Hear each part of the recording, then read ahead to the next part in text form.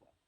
And then, I mean, you're right that a lot of people would lend the world, but a lot of them would feel that they are certain kind of certain fundamental methods. For example, during the Cold War, there were evangelicals who felt that disarmament was bad because nuclear weapons was the mechanism that God was going to use. It sort of interfering with his plan to remove nuclear weapons. Thankfully, Ronald Reagan, despite all those, did not agree with that particular proposition.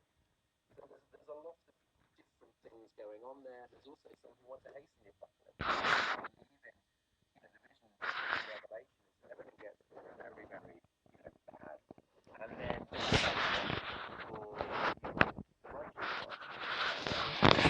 this idea of what we call the premillennialists, that they actually want the world to get worse.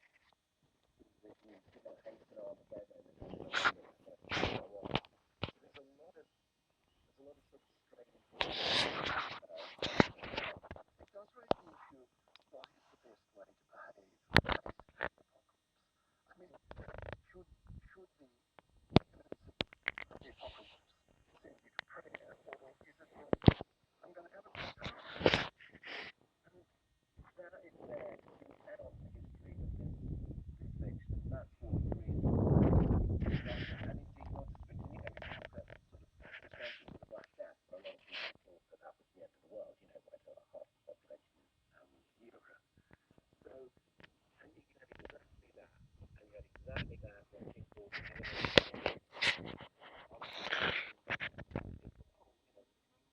this world is going to end in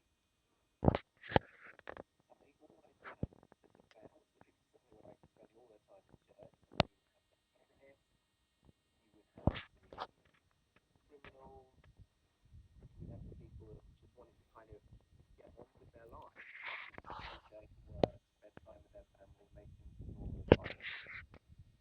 And these different, the range of impulses popping up again and again from the chaos of plagues through to movie like Don't Look Up from just a few years ago. Something that's very consistent about human nature, that these are the options available. And a range of options, really.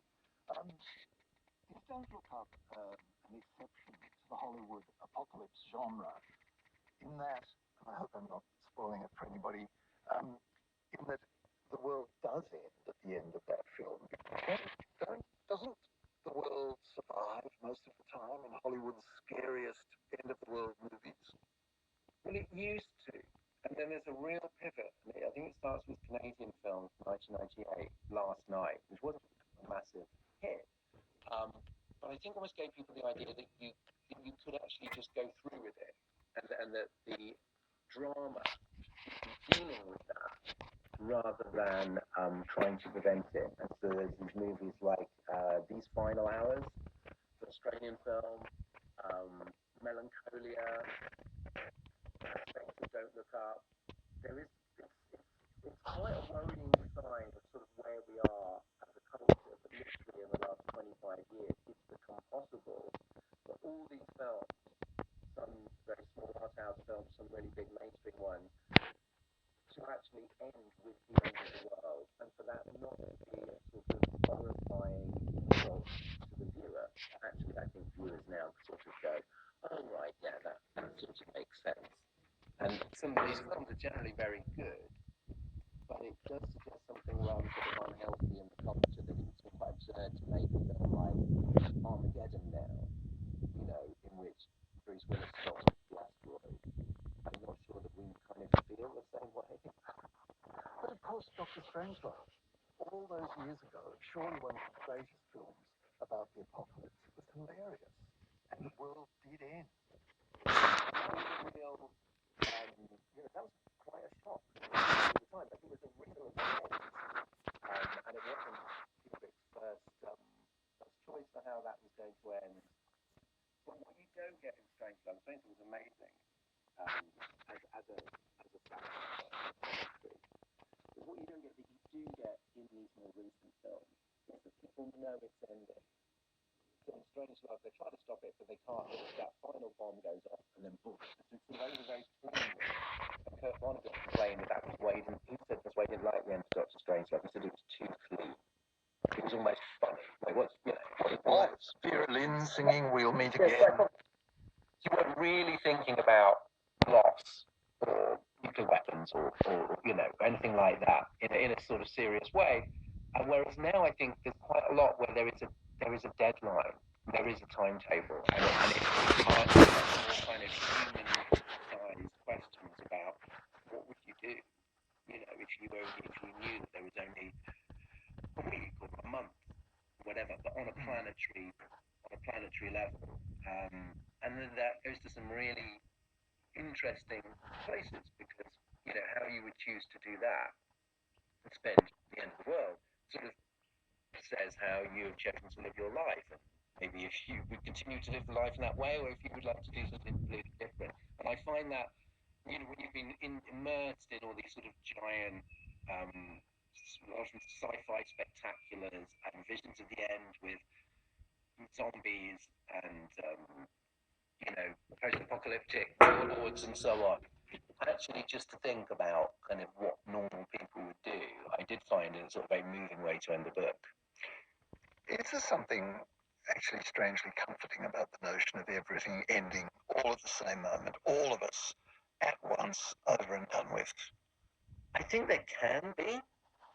I mean, it's an impulse that I would try and resist. But I've definitely had that experience, how very strangely that I described in the book, of feeling quite relieved that the world was ending. Because you know, I mean, it's not just me dying. I don't need to be scared of my own death because everybody's dying at the same time. So I think there's something a bit like that.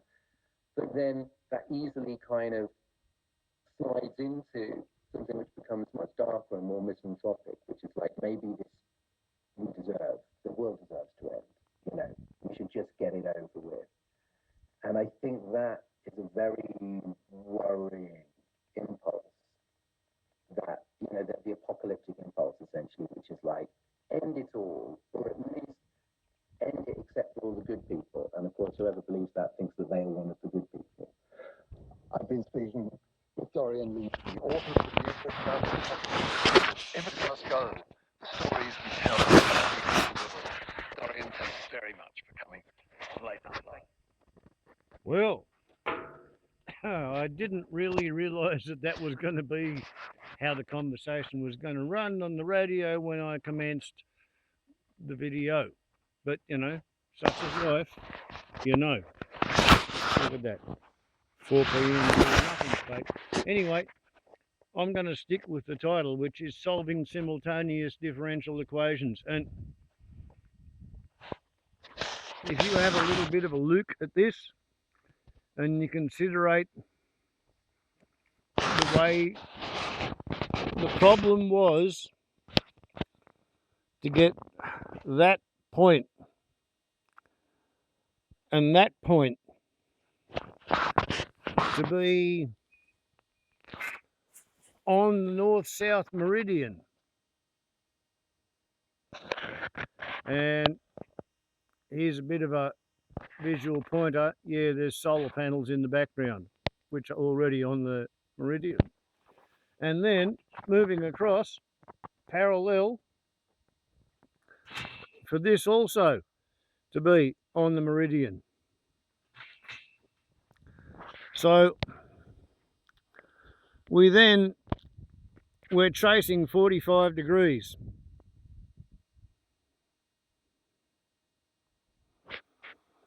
From the horizontal, because we live at 30 degrees south of the equator and you have to go for latitude plus 15 degrees in order to maximize your efficiency in the middle of the winter. So yeah, I tried to sort of count up the various simultaneous differential equations necessary to solve this problem and wind up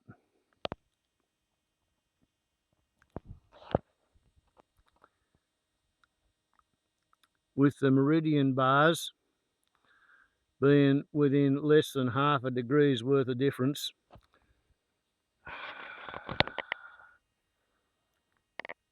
when driven into the rocky basalt trap rock that I live on, and then tie wired together. But anyway, that's what has been achieved. I won't say it's been achieved rapidly. I won't say it's been achieved entirely with sobriety. The problem has been one which has driven your faithful correspondent to drink a little bit. But anyway, haven't gone drink driving on the road, so who gives a shit? It's coming along pretty bloody well. I make something like 132 different simultaneous differential equations having to be solved in order to get those 4 data points lined up, so I can now affix the meridian bars onto the 4 tripods, and after that I reckon making the tracking tables is going to be fucking easy. So yeah, I have broken the back of this bastard of a project.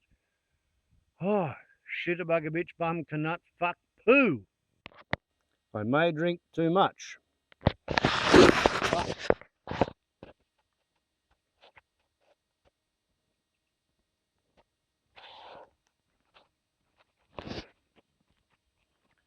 before driving in that thing, I count my drinks. Hello, little ones. As I said, before driving that thing, I count my drinks. You going to sit there for me? Yes, aren't you glorious? Yes, you're beautifully photogenic. Yes, go back to mummy. And I'm not going to town today. So that's what's happening with the solar electric motoring bike. At least it will be solar electric pretty soon.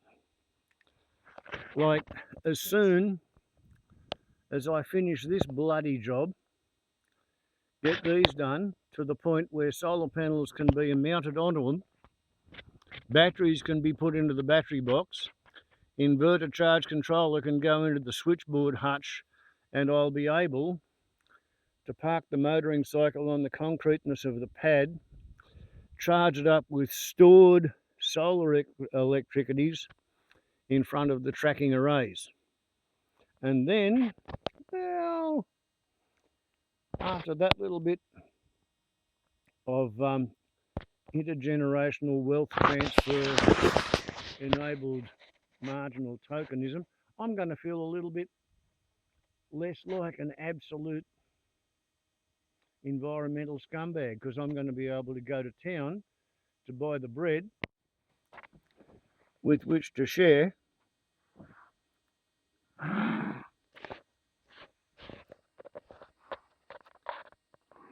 with the local wildlife, who regard me as being their family's pet tame human. I'm the closest thing to daddy kangaroo that you got in the human tribe. Isn't that so? Yes, your bread's on the ground. Yes, yes, it's okay. There's your bread. There's your bread. That's a girl. There's no point in growling at me. Truly, there is no point in growling at me, because I'm going to share my bread with you as long as the bread is existing in the shop. Yes, absolutely.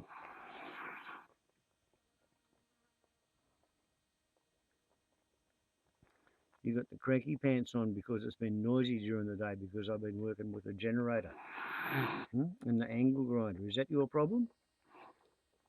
Is that your problem? I've been too loud.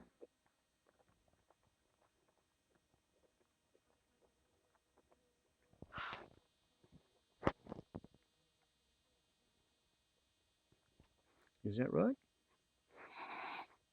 You better now? Feeling happier?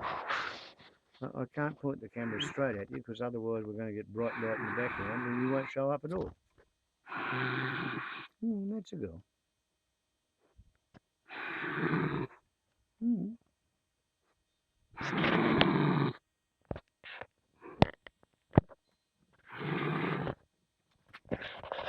Funny how their willingness to be really friendly without growling is kind of directly proportional to how long it is since they have been fed.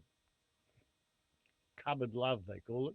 Warbles on like the YouTube. Ciao.